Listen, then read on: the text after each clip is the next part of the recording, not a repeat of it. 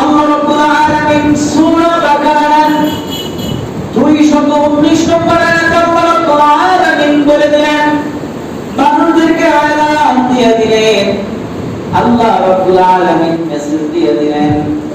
আল্লাহ সুবহানাহু ওয়া তাআলা বলতেছেন, ইয়াসআলুনাকা আনিল খামরি ওয়াল মাইসির কুল ফীহিমা ইসমুন কাবীরুন ওয়া মানাফি'ু লিন-নাস ওয়া ইসমুহুমা আকবারু মিন নাফ'ইহিমা। আল্লাহু আকবার।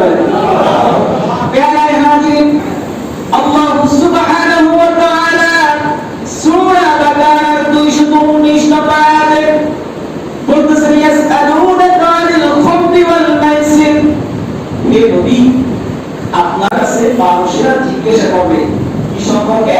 আনিল খামরি ওয়াল মাইসির, মদ এবং জুয়া সম্পর্কে। আল্লাহ রাব্বুল আলামিন তার হাবিবকে উদ্দেশ্য করে বলতেছেন, আমার হাবিব আমার রাসূল, মানুষেরা যখন আপনার কাছে মদ এবং জুয়া সম্পর্কে জিজ্ঞাসা করে, আপনি বলে দেন কুল ফীহিমা ইসমুন কাবীর। আপনি তাদেরকে বলে দেন, কুল আপনি বলে ফীহিমা ইসমুন কাবীর, এই যে দুটোর ভিতরে রয়েছে কবিরা গুনাহ, বড় গুনাহ, নাউজুবিল্লাহ। আপনার মদ এবং জুয়া, মদ বুঝেন না? মদ নেশাদ্রব্য। মদ বলতে যতগুলো আছে, এই নেশাদ্রব্য যা আছে তাফসীরের ভিতরে আছে প্রত্যেকটাই আল্লাহ রাব্বুল আলামিন হারাম করেছে। কি করেছে জানেন? এই মদকে, শরাবকে আল্লাহ রাব্বুল আলামিন হারাম করেছে। আর হলো ওয়াল মাইসির, জুয়া। জুয়া বুঝেন না? টাকার বিনিময়ে দেখে জুয়া সমান বুঝেন না? আপনারা জুয়া বুঝেন না? অতএব নেশাদ্রব্য পান করা কি জায়েজ আছে? আরে জুয়া আছে? বিড়ি সিগারেট যারা খায় এদের নেশা হয়ে যায়, তাদের হারাম হবে কি না? হারাম হবে কি না? দেখছি কি জুয়া বলেন, মদ, আফিম, গাঁজা, হিরোইন, হারাম তো বেয়াই হাতে। যে জিনিসটা খাওয়া হারাম সেই জিনিস বেচা কিনা করা কি? আরে জুয়া বলেন কি? আরে জুয়া বলেন কি? আল্লাহ ক্ষমা করে দাও। মুহিব্বি মিডিয়া, সরল সঠিক পথের সন্ধানে। আল্লাহ সুবহানাহু ওয়া তাআলা আমাদের সৃষ্টি করেছেন তার ইবাদতের জন্য, তার বন্দেগীর জন্য। কিসের জন্য? একটু জোরে বলতে হবে। আর একটু জোরে বলেন, কিসের জন্য? আমরা এক আল্লাহর বান্দা। কার বান্দা? আর আপনাকে আমাকে আল্লাহ রাব্বুল আলামিন প্রেরণ করেছেন সেই মহান রব, মহান মালিক আল্লাহ রাব্বুল আলামিনের বন্দেগী করার জন্য, ইবাদত করার জন্য। প্যারা হাজির, এজন্য আল্লাহ রাব্বুল আলামিন বলেছেন, ওয়া মা খালাকতুল জিন্না ওয়াল ইনসা ইল্লা লিয়াবুদুন। আল্লাহ রাব্বুল আলামিনের 18,000 মাখলুকাত বলেন বা লক্ষ লক্ষ মাখলুকাত যাই বলেন না কেন, এই মাখলুকটা থেকে দুইটা জাতিকে আল্লাহ রাব্বুল আলামিন তার ইবাদতের জন্য নির্ধারণ করেছেন। ঠিক কি বলেন? প্যারা হাজির, কিন্তু কই আল্লাহ রাব্বুল আলামিনের বান্দাগুলো যদি বুঝতো যে আল্লাহ তো আপনাকে আমাকে সৃষ্টি করেছেন তার ইবাদতের জন্য, তাহলে আযান হয়ে গেছে, জুমার আযান হয়েছে না? এই আযানের পরে কি কোনো মানুষ ঘরে থাকতে পারে? আর জুমার পারে? কিন্তু বেলায় হাজির, আল্লাহ রাব্বুল আলামিন তার যে সকল বান্দা মাখলুকদেরকে, জিন এবং ইনসান, এই দুইটা জাতিকে আল্লাহ রাব্বুল আলামিন তার ইবাদতের জন্য, তার বন্দেগীর জন্য সৃষ্টি করেছেন। কিন্তু আমরা আল্লাহ রাব্বুল আলামিনের সৃষ্টি শ্রেষ্ঠ জীব আর সকল মাখলুকাত হয়ে এই পৃথিবীতে আসলাম। কিন্তু মহান মালিক আল্লাহ রাব্বুল আলামিন আপনাকে আমাকে যে উদ্দেশ্য করে সৃষ্টি করেছে, এই উদ্দেশ্য আপনি আমি অনেকেই ভুলে গেছি। ঠিক কি বলেন? ঠিক না? আজকে যদি মানুষগুলো আল্লাহ রাব্বুল আলামিনের ডাকে সাড়া দিলে, এই শরীফ পাক মসজিদ আযানের সাথে সাথে নিস্তালা, উপলা, পৃথিবীরা সাব ভরপুর হয়ে যাওয়ার কথা। ঠিক না বলেন? কিন্তু আল্লাহ রাব্বুল আলামিনের সৃষ্টি এমন কোন সৃষ্টি নাই যে আল্লাহ রাব্বুল আলামিনের ডাকে সাড়া দেয়।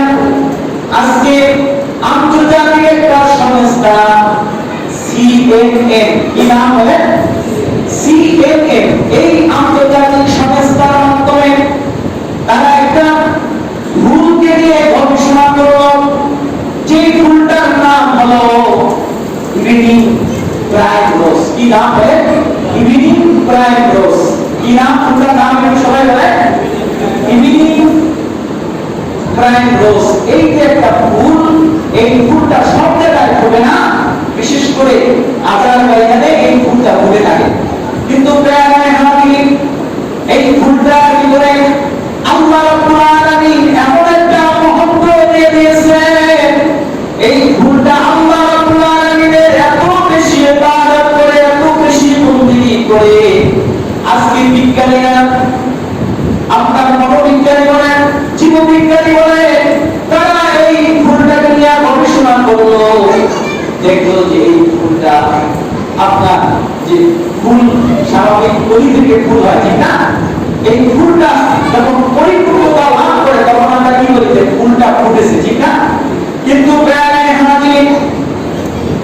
এই যে ইভিনিং প্রাইম রোজ নামক যে ফুলটা আছে, এই ফুলটা অন্যান্য 10টা স্বাভাবিক ফুলের মতো স্বাভাবিক কোনো ফুল নয়। অন্যান্য স্বাভাবিক ফুলগুলো যেমনিভাবে সকাল বিকাল ফুটে থাকে, এই ফুলটা তেমনিভাবে কখনোই ফুটে না। আজকে বিজ্ঞানীরা তারা গবেষণা করলো যে ইভিনিং প্রাইম রোজটা কেমন করে ফুটে থাকে। তারা গবেষণা করে দেখলো, যখনই আল্লাহ রাব্বুল আলামিনের ইবাদতের জন্য যখনই কোনো মানুষ আযান দিয়ে দেয়, ওই আযানের ধ্বনি যখনই ওই ফুলের কাছে যখন পৌঁছে যায়, ওই ফুলটা আল্লাহ রাব্বুল আলামিনের কুদরতে আস্তে আস্তে পরিপূর্ণতা ফুটে ওঠে। বলেন না সুবহানাল্লাহ। আজকে বিজ্ঞানীরা তারা গবেষণা করে দেখলো যে ইভিনিং প্রাইম রোজ ফুলটা স্বাভাবিক কোনো ধ্বনি আওয়াজে ফুটে নিয়ে তারা ইহুদিদের যে আযান আছে বা তাদের ইহুদিরা যে উপাসনা করে থাকে ইবাদতের জন্য, মানুষদেরকে যে ধ্বনি বা আওয়াজের মাধ্যমে পাখির মাধ্যমে দেখে থাকে, ওই পাখিগুলো ফুলের কাছে গিয়ে বলা হলো, কিন্তু ফুল ফুটলো না। আল্লাহু আকবার বলেন।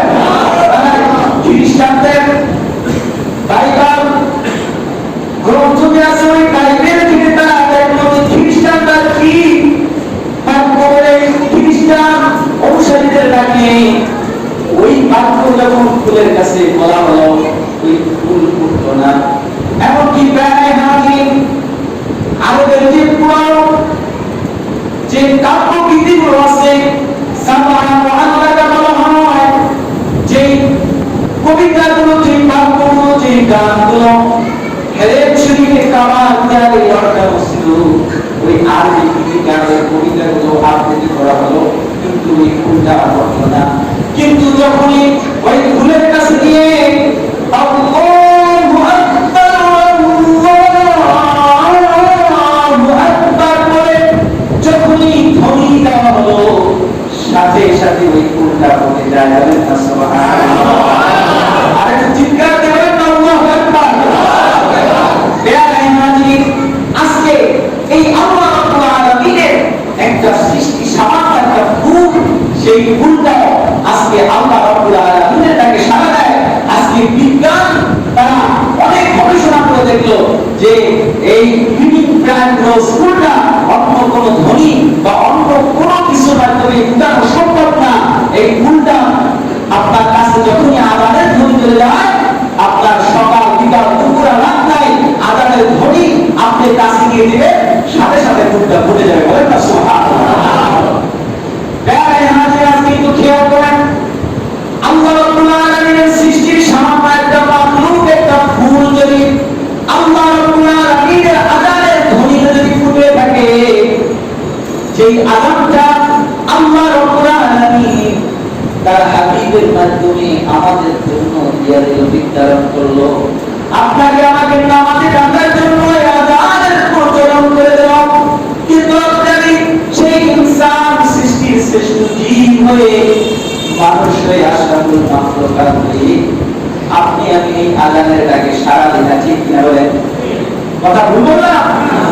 আমরা আযান আপনার আমার কর্ণকুহরে চলে যায়, তারপর ফজরের নামাজের আযান শোনার পর আপনার আমার ঘুম লাগে না। জোহরের আযানের শব্দ যখন আপনার আমার কানে চলে যায়, কাজের ব্যস্ততায় এই আযানের ডাকে সাড়া দেওয়া হয় না। আসরের নামাজটা আপনার যায় হেলায় দোলায়, মাগরিবের নামাজ থেকে পেরেশানিতে, ইশার নামাজ তো অনেকেরই পড়া হয় না, ঠিক কিনা বলেন? কিন্তু আল্লাহ রাব্বুল আলামিন আপনাকে আমাকে এত সুন্দরভাবে নামাজের গুরুত্ব বুঝিয়ে দেন, এত সুন্দরভাবে আপনাকে আমাকে আযানের মাধ্যমে নামাজের দিকে ডাকলেন, ইসলামের দিকে ডাকলেন, সত্যের দিকে ডাকলেন, শান্তির দিকে ডাকলেন। কিন্তু আমি যদি এই শান্তি সভ্যবাদী এই নামাজ যদি আপনার না করি, তাহলে আপনার আমার ব্যক্তি জীবন, পারিবারিক জীবন, সামাজিক জীবন, রাষ্ট্রীয় জীবন পর্যন্ত শান্তি কায়েম করা কোনোদিন সম্ভব না। আর একটু বলেন সম্ভব না। প্রিয় হাজির, আজকে সমাজের প্রতিটা মানুষ যদি নামাজি হয়ে যায়, কোন ব্যক্তি যদি আল্লাহু আকবার ধ্বনি শুনে যদি পড়তে যদি রওনা দেয়, আর ইমাম সাহেব নামাজের পরে যখন সালাম ফিরাইল, সালাম ফিরানোর পরে ওই ব্যক্তি যদি মসজিদ থেকে বের হয়ে যায়, ফজরের নামাজ থেকে যোহরের নামাজ পর্যন্ত যদি আল্লাহর ভয় যদি তার অন্তরে থাকে, ওই ব্যক্তি কি কোনো পাপ কাজ করতে পারে না? আর একটু জোরে পারে না?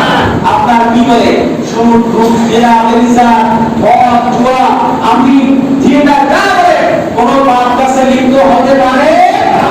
গায়ে হাজির, কোন নামাজি ব্যক্তি কি মদ খাইতে পারে? জোরে বলেন তো? গাঁজা খাইতে পারে? আমিন খাইতে পারে? বিয়ার খাইতে পারে? ইয়াবা খাইতে পারে? জোরে বলেন না কেন? কিন্তু গায়ে হাজির, আজকে আমাদের সমাজ দেখা যায়, সমাজের ভিতরে দুইটা জিনিস আল্লাহ রাসূল বলে গিয়েছেন, যখন কিয়ামত আসবে, কিয়ামতের আগ মুহূর্তে সমাজের ভিতরে নেশা দ্রব্য বেড়ে যাবে আর জিনা ব্যভিচার বেড়ে যাবে। কি বেড়ে যাবে? নেশা দ্রব্য বেড়ে যাবে। মদ, আপনার গাঁজা, ফেন্সিডিল, আফিম, আপনার ইয়াবা যত প্রকার আছে, এই আপনার যুব সমাজ যারা আছে, তারা এই নেশার দিকে ধাবিত হবে। আর সমাজের ভিতরে যুব সমাজগুলো আখলাক চরিত্র বলতে কিছু থাকবে না, তারা পর নারীর প্রতি আসক্ত হয়ে যাবে, তারা জিনায় জড়িত হয়ে যাবে। গায়ে হাজির, আজকে যদি আপনি একটু গবেষণা করেন, তুমি কোথাও যাওয়া লাগবে না, আপনার আমার যে পরিবেশটা আছে, আপনার আমার সমাজ, আমরা কোন সমাজে বাস করি? শরীফকার সমাজ, ঠিক কিনা বলেন? আজকে আপনার আমার এই সমাজের সবচেয়ে বড় সম্পদ হলো যুব সমাজ। কোন সমাজ? প্রত্যেকটা সমাজের সম্পদ হলো যুবক। কি বলেন? আরেকটু জোরে বলেন কি? যুবক। এই যুবক যদি ঠিক থাকে, তাহলে ওই সমাজটা সুন্দর হয়, ঠিক কিনা বলেন? ইসলামে আল্লাহ রাসূল সবচেয়ে যুবক সাহাবীদেরকে বেশি গর্ব করেছেন। আল্লাহ রাসূল হযরত আলী, তালহা, জুবাইর, হাসান, হুসাইন সহ যেই সকল যুবক ছিলেন, এই সকল যুবক সাহাবীদেরকে নিয়ে আল্লাহ রাসূল বেশি বেশি গর্ব করতেন আর বলতেন যে এই যুবকরা একটি ইসলামের জয় ছিনিয়ে আনবে, ঠিক কিনা বলেন? গায়ে হাজির, এজন্য যুবক সমাজকে আমরা আমার নিয়ে ভাবতে হবে। বাবা রাখবি রাখবে না? একটু জোরে বলেন, রাখবি কি রাখবে না? আজকে আমাদের যুবক সমাজ বলেন, এই যুবকদের দুইটা জিনিস লক্ষ্য করেন। একটা জিনিস হলো একজন যুবকের চরিত্র। কি বলেন? আর একটু বলেন ঠিক। আজকে আপনার আমার ছেলে, আপনার আমার ভাই, আত্মীয় স্বজন যারা আছে, অধিকাংশ যুবক যারা আছে, কিশোর থেকে যুবকে যারা পাওয়া যাবে, অধিকাংশ ছেলেদেরই আপনার কি বলে চরিত্র ঠিক নাই। আমি কথা কি ভুল বললাম? ঠিক বললাম নাকি না ভুল বললাম? আগে যুবকদের চরিত্র ধ্বংসের পিছনে সবচেয়ে বড় কারণ হলো স্মার্টফোন। কি ফোন? আর একটু জোরে বলেন, কি ফোন? আমার কথাই বেজান না। আজকে জুমার আলোচ্য বিষয় ছিল কবরের আযাব সম্পর্কে, কিন্তু মসজিদ কমিটি, সমাজ কমিটি অনুরোধ করছেন যে হুজুর সমাজের যে অবস্থা, যুবকদের যে চারিত্রিক অবস্থা, আপনি একটু নেশা দ্রব্য সম্পর্কে আলোচনা করবেন, যে মাদক দ্রব্যের সমাজ করা হয়ে গেছে, যুবকদের চরিত্র সম্পর্কে একটু আলোচনা করবেন। এজন্য আমি এই বিষয়টা আজকে বিজ্ঞাপন করছি সমাজ কমিটির অনুরোধে। প্যারায় হাজির সামনে দুরূদ শরীফ পড়েন সাল্লাল্লাহু আলা মুহাম্মাদ সাল্লাল্লাহু আলাইহি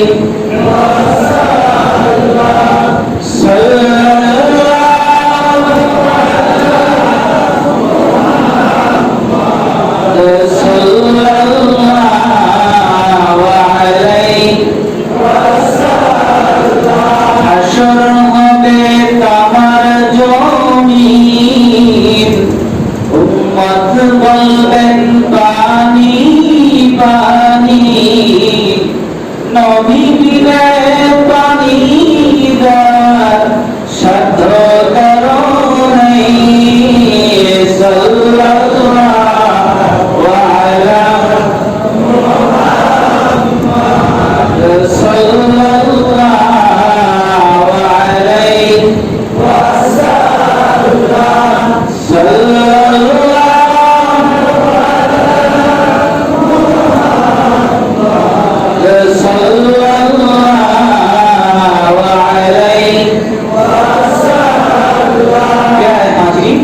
যে কথা বলছিলাম, একজন যুবক বা একটা কিশোর যে আছে তার চারিত্রিক যে গুণাবলী আছে, এই গুণাবলীগুলো নষ্ট হওয়ার পিছনে এখন এই আধুনিক যুগে সবচেয়ে বেশি যে কাজটা করে সেটা হলো একটা স্মার্টফোন। কি ফোন বলে? আজকে সমাজে সমাজ রন্ধে রন্ধে দেখে আপনার জেনা ব্যভিচার, আপনার নেশাদ্রব্য, তারপরে পরকীয়া যে হারে বাড়ছে, এর সবচেয়ে বড় কারণই হলো এই স্মার্টফোন, আধুনিক সভ্যতা।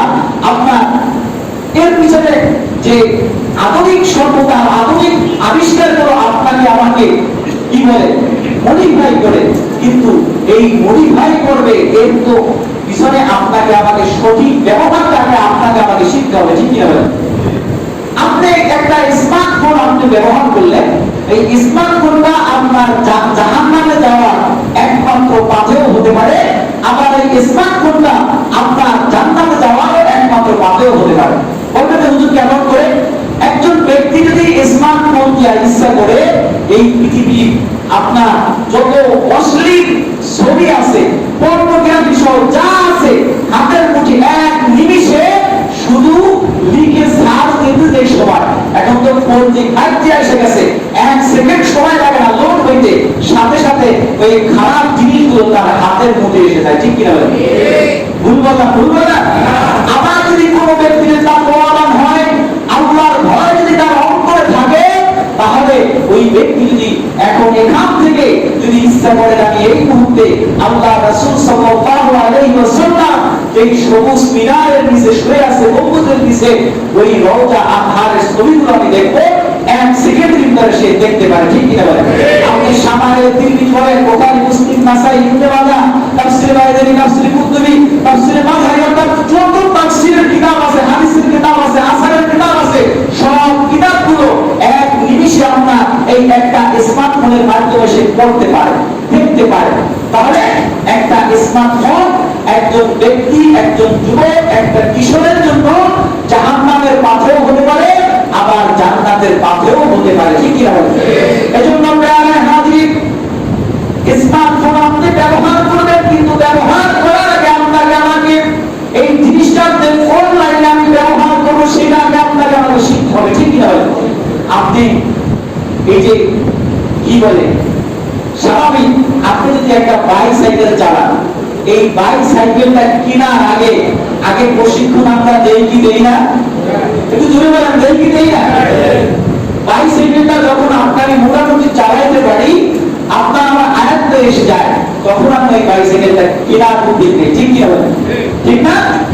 আবার এই সাইকেল কেন, প্রত্যেকটা বাহনই আপনার যে কোনো বিষয়, একজন ইঞ্জিনিয়ার সে যদি বাড়ি নির্মাণের ক্ষেত্রে সঠিক থিওরি যদি সে না জানে আর না শিক্ষা না যায় না, প্র্যাকটিস না কইরা যদি ইঞ্জিনিয়ারিং কাজ শুরু করে, তাহলে তার ইঞ্জিনিয়ারিং কাজে ভুল হবে কি হবে না? বলেন।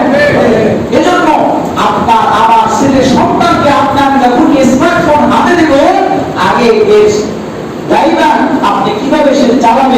এই সেটটা, এই কোনটা কোন পথে সে পরিচালনা করবে, এই নৈতিক শিক্ষাটা আগে আপনাকে আমাকে দিতে হবে, ঠিক কিনা বলেন?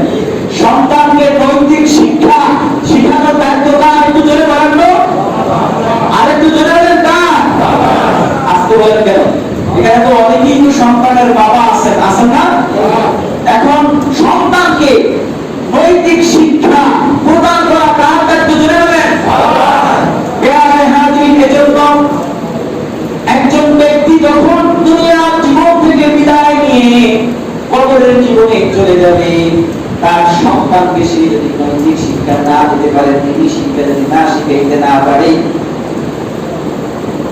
হাদিসের ভিতরে আছে আপনি যদি আপনার সন্তানকে যদি নীতি শিক্ষা যদি আপনি না দেন, এজন্য আপনার কোন কবর দেশে আপনি যদি নৈতিক শিক্ষা তাকে প্রদান করেন, কবরে আপনি গেলে সওয়াব আপনি পাবেন। আর যদি নৈতিক শিক্ষা আপনি তাকে না দিতে পারেন, শাস্তিও আপনি পাবেন, ঠিক কিনা বলেন? আপনি আপনার সন্তানকে একটা মোবাইল কিনে দিলেন, আপনার ঘরে একটা জাহান্নামের বাক্স টিভি আপনি উঠাইলেন, বলবেন হুজুর এই আবার কোন পাল্লা আছে? এমন কোন ঘর আছে যে টিভি নাই, ডিশের লাইন নাই? এমন ঘর খুব কমই আছে, অনেক আলেমদের ঘরে টিভি আছে, ডিশের লাইন আছে, বুঝলেন না? কিন্তু এই টিভি এবং ডিশের লাইনে কি নৈতিক শিক্ষা দেয় না কুশিক্ষা দেয়? একটু জোরে বলেন তো। এই স্মার্টফোন, আপনাদের অধিকাংশ স্মার্টফোন, এই যে সন্তান আপনার আমার ছেলে মেয়ে আত্মীয় স্বজন ব্যবহার করে, কয়জন সঠিক পথে ব্যবহার করে খেয়াল করে দেখছেন? কিন্তু আপনি যখন কবর দেশে চলে যাবে, আপনার সন্তানকে আপনি যদি সুশিক্ষা না দিতে পারেন, আপনার কবরে কিন্তু ওই যে আপনি টিভি কিনা দিলেন, স্মার্টফোন কিনা দিলেন, তাকে যে আপনি নৈতিক শিক্ষা দিতে পারলেন না, এজন্য কবরে যাওয়ার পর অবশ্যই আপনাকে আমাকে শাস্তি ভোগ করতে হবে, ঠিক কিনা বলেন? শাস্তি ভোগ করা লাগবে কি লাগবে না? এজন্য প্যারায় হাজির আপনার আমার ছেলে সন্তান আত্মীয় স্বজনদের আছে, তাদেরকে নৈতিক শিক্ষা দিবেন, তাদেরকে স্মার্টফোন বিশেষ করে দিবেন না। আর বিশেষ করে আপনার সমাজের ভিতরে সবচেয়ে যে বেশি একটা ক্ষতিকর জিনিস, সেটা হলো নেশাদ্রব্য। কি বলেন? আজকে নেশা, আমরা অনেকে বিড়ি সিগারেট খাই কি খাই না? অনেকে অনেক জায়গায় আপনার খাই, কিন্তু এইটা আপনার মাত্র তাহারে আর যদি নেশা হয়ে যায় তাহলে তো হারাম। কি বলেন এটা? আপনার যে কোনো নেশাদ্রব্য পান করা কি, একটু জোরে বলেন তো, জোরে বলেন, আর একটু জোরে বলেন কি? আল্লাহ রাব্বুল আলামিন সূরা বাকারার 219 নম্বর আয়াতে আল্লাহ রাব্বুল আলামিন বলে দিলেন, মানুষদেরকে আয়াত দিয়ে দিলেন, আল্লাহ রাব্বুল আলামিন মেসেজ দিয়ে দিলেন। আল্লাহ সুবহানাহু ওয়া তাআলা বলতেছেন, ইয়াসআলুনাকা আনিল খামরি ওয়াল মাইসির কুল ফীহিমা ইসমুন কাবীরুন ওয়া মানাফি'ু লিন-নাসি ওয়া ইসমুহুমা আকবারু মিন নাফ'ইহিমা। আল্লাহু আকবার। আল্লাহ সুবহানাহু ওয়া তাআলা সূরা বাকারার 219 নম্বর আয়াতে বলতেছেন, ইয়াসআলুনাকা আনিল খামরি ওয়াল মাইসির। হে নবী, আপনার কাছে মানুষেরা জিজ্ঞাসা করবে কি সম্পর্কে? আনিল খামরি ওয়াল মাইসির, মদ এবং জুয়া সম্পর্কে। আল্লাহ রাব্বুল আলামিন তার হাবিবকে উদ্দেশ্য করে বলতেছেন, আমার হাবিব আমার রাসূল, মানুষেরা যখন আপনার কাছে মদ এবং জুয়া সম্পর্কে জিজ্ঞাসা করে, আপনি বলে দেন কুল ফীহিমা ইসমুন কাবীর।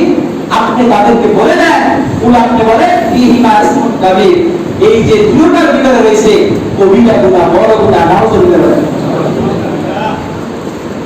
আপনার মদ এবং জুয়া, মদ বুঝেন না? মদ নেশাদ্রব্য। মদ বলতে যতগুলো আছে, এই নেশাদ্রব্য যা আছে তাফসীরের ভিতরে আছে প্রত্যেকটাই আল্লাহ রাব্বুল আলামিন হারাম করেছেন। কি করেছেন জোরে বলেন? এই মদকে, শরাবকে আল্লাহ রাব্বুল আলামিন হারাম করেছেন। আর হলো ওয়াল মাইসির, জুয়া। জুয়া বুঝেন না? টাকার বিনিময়ে বিনিময়ে যে খেলে, যুব সমাজ বোঝেন না, আপনারা যুব বোঝেন না? অতএব নেশাদ্রব্য পান করা কি জায়েজ আছে? আরে তো জোরে বলেন আছে? বিড়ি সিগারেট যারা খায় এটা যদি নেশা হয়ে যায় তাদের হারাম হবে কিনা? হারাম হবে কিনা? দেখছি কি জোরে বলেন? মদ, আফিম, গাঁজা, হিরোইন হারাম তো, হারাম তো। বেয়ারাই হাজির, যেই জিনিসটা খাওয়া হারাম সেই জিনিস বেচা কিনা করা কি? আরেকটু জোরে বলেন কি? আরেকটু জোরে বলেন কি? এখন কোন সমাজের কোন লোক যদি এই নেশাদ্রব্য বেচা কিনা করে তাহলে আপনারা কি সাপোর্ট করবেন? আরেকটু জোরে বলেন করবেননি? বেয়ারাই হাজির, সর্বপ্রথম আপনাকে ওই বেচা কিনাটা রোধ করা উচিত। কারণ ওর ব্যবসা যদি বন্ধ হয়ে যায় তাহলে যুব সমাজ কিছুটা হলেও বন্ধ থাকবে, ঠিক কিনা বলেন? বেয়ারাই হাজির, এজন্য এদিকে খেয়াল রাখবে। আমার বিশেষ করে এই যে জুয়া জিনিসটা দেখবেন সমাজে রাস্তার মোড়ে মোড়ে বিভিন্ন কায়দায় জুয়ায় আসক্ত হয় কি হয় না? এজন্য যারা গার্জিয়ান আছে ছেলে মেয়ের, বিশেষ করে ছেলেদের যারা বাবা আছেন তারা খেয়াল করবে যে আপনার আমার ছেলে সন্তান কার সাথে আড্ডা দিতেছে, কোথায় সে যাইতেছে, কি করতেছে, এটা খেয়াল রাখার দায়িত্ব কার? বলেন তো, জোরে বলেন তো।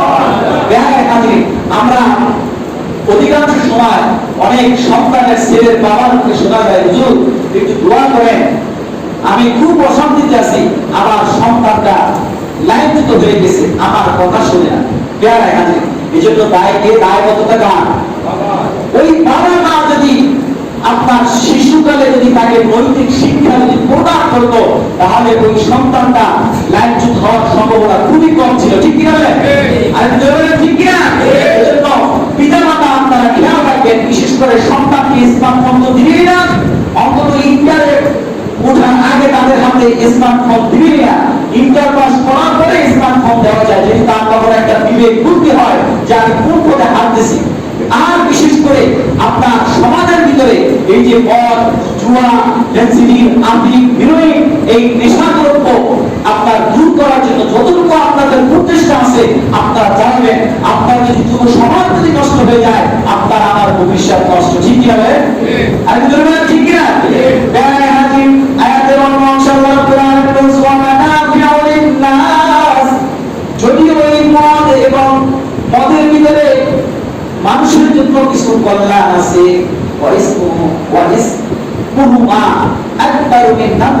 কিন্তু এর ভিতরে ক্ষতির সংখ্যাই বেশি।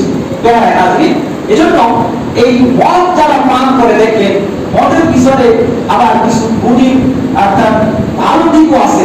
যেমন যারা নেশাদ্রব্য পান করে দেখবেন তার চেহারার ভিতরে একটা অন্যরকম স্বাভাবিক মানুষের চাইতে যতদিন সে নেশা পান করবে তার চেহারাতে চাকচিক্য থাকে, এটা বিজ্ঞান বলতেছে। এবং তার যে কদিন নেশা পান করে শরীরে আলাদা একটা শক্তি পায়, কিন্তু তার শরীরের ভিতরে যে অবকাঠামো আছে, শরীরের ভিতরে ভিত্তি আছে, শরীরের ভিতরে যে আপনার কন্ডাকশন যেটা আছে সেটাকে ধ্বংস করে দেয় এই নেশাদ্রব্য। এই জন্য নেশা পান করা যাবে না। নেশা দ্রব্য যারা পান করে, মদ, জুয়া, গাঁজা, ফেন্সিডিল, এই মাদক দ্রব্য যারা সেবন করে তাদের সাপোর্ট করা যাবে? মাদক দ্রব্য যারা বিক্রি করে তাদের সাপোর্ট করা যাবে? আর কিছু বলে যাবে না। বেয়ারাই হাজির, এরপরে এজন্য আপনার আমার সন্তান, ছেলে সন্তান যারা আছে তাদেরকে আপনার আমার অবলম্বন করা উচিত যে তারা কোন পথে চলে, ঠিক কিনা বলেন? এই দুনিয়ার জীবন আপনার আমার জন্য কারোই ঘন চিরস্থায়ী, বলেন চিরস্থায়ী? আর কিছু বলেন চিরস্থায়ী কেন? আল্লাহ রাব্বুল আলামিন বলেন কোন রাসূল যায়িকাতুল মউত, প্রত্যেক প্রাণীকে মৃত্যুর স্বাদ গ্রহণ করতে হবে। আমরা এই দেশে এমন কেউ নাই আমরা বলতে পারবো না যে আপনার আমার হায়াতের জিন্দেগি 10 বছর, 20 বছর, 50 বছর আছে। এই গ্যারান্টিও আমি দিতে পারবো না যে নামাজের পর আমি বের হয়ে আপনার আমার ঘরে ফিরে যেতে পারবো। এমন কোনো গ্যারান্টি আছে কি? এজন্য বেয়ারাই হাজির, আল্লাহ রাসূল বলেছেন কোন ব্যক্তি যদি দুনিয়া জীবন ছেড়ে চলে যায় তার তিনটা আমল তার কবরে যায়। একটা হলো আওয়ালাদুস সালিহুন, যদি তার কোনো নেককার সন্তান থাকে, ওই নেককার সন্তান যদি তার পিতামাতার জন্য দুইটা হাত জাগাইয়া আল্লাহ রাব্বুল আলামিনের দরবারে দোয়া করে রব্বিরহামহুমা কামা রাব্বায়ানি সগীরা, বলে